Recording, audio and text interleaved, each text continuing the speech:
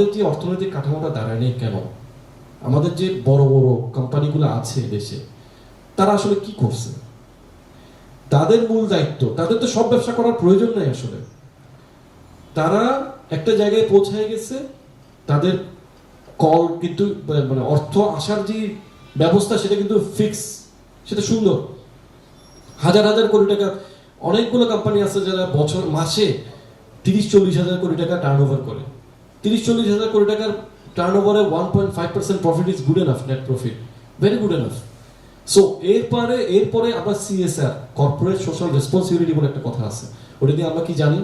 আমরা জানি এই যে দুস্থদের সাহায্য করা, তারপরে মানে প্রতিবন্ধীদের, ডিসেবলদের সাহায্য করা। আমরা কিছু কমন জায়গায় রয়ে গেছি।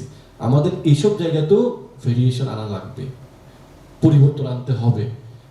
বড় কোম্পানিগুলো কি করতে পারে? ফর এক্সাম্পল, একজন একটা চেয়ার বানাচ্ছে, ফার্নিচার, আরএফএল বা যে কোনো একটা কোম্পানি, ফার্নিচার কোম্পানি একটা চেয়ার বানাচ্ছে। ওই চেয়ারেরই অনেক ধরনের পার্টস আছে। ওরা কি করতে পারে? ছোট ছোট কয়েকজনকে বলতে পারে যে তোমরা এটা করো। তাইলে হইলো কি, নতুন উদ্যোক্তারা উঠে আসলো। নতুন উদ্যোক্তার মাসিক খরচটা, ইনকামের পথটা নিশ্চিত হয়ে গেল।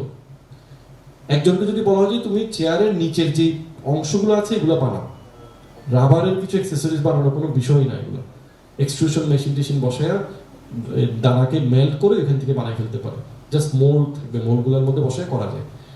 অনেক অবারিত সম্ভাবনা, অনেক কিছু করা যায়। এটা হচ্ছে বড় কোম্পানিগুলোর দায়িত্ব।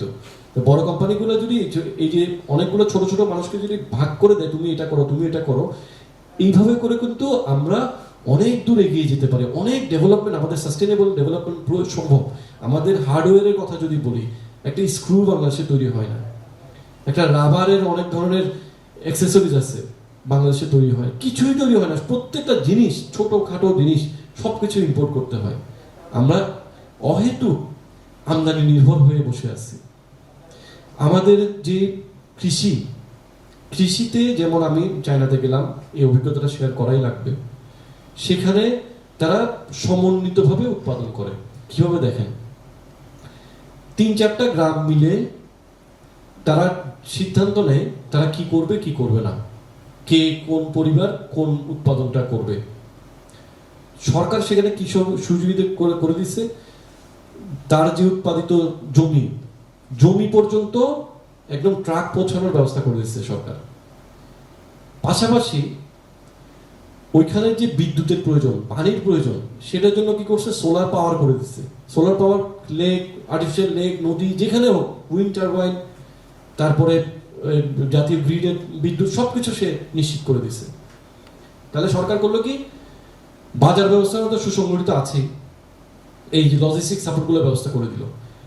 এরপরে যারা আছে তারা 3-4 গ্রাম মিলে ঠিক করলো তারা কি উৎপাদন করবে। কেউ ঠিক করলো মরিচ করবে, কেউ ঠিক করলো আনারস করবে, কেউ ঠিক করলো ড্রাগন করবে, কেউ ঠিক করলো কলা করবে, কর্ন করবে। অনেক অফুরন্ত তাদের। এবং আরো মজার বিষয় হচ্ছে, প্রত্যেকটা কৃষক বছরে মিনিমাম ন্যূনতম 20 লক্ষ টাকা ইনকাম করবে, এটা নিশ্চিত। তার দেখেন ওই যে ওইখানে তো সবকিছুই মানে উন্নত বিশ্বে একটা জিনিস কি, থাকা খাওয়ার খরচ, মৌলিক যেগুলো বিষয় আছে, এগুলো জিনিসের দাম কম হয়। এটাই নিয়ম, এটাই হচ্ছে ভ্যাট ট্যাক্সের প্রতিফলন। আমাদের যে মৌলিক বিষয়গুলা, আমাদের যাতায়াত খরচ, গণপরিবহন, খাওয়া দাওয়া, খাদ্যদ্রব্যের যে মূল্য, এগুলো সবকিছু নিয়ন্ত্রিত হইতে হবে।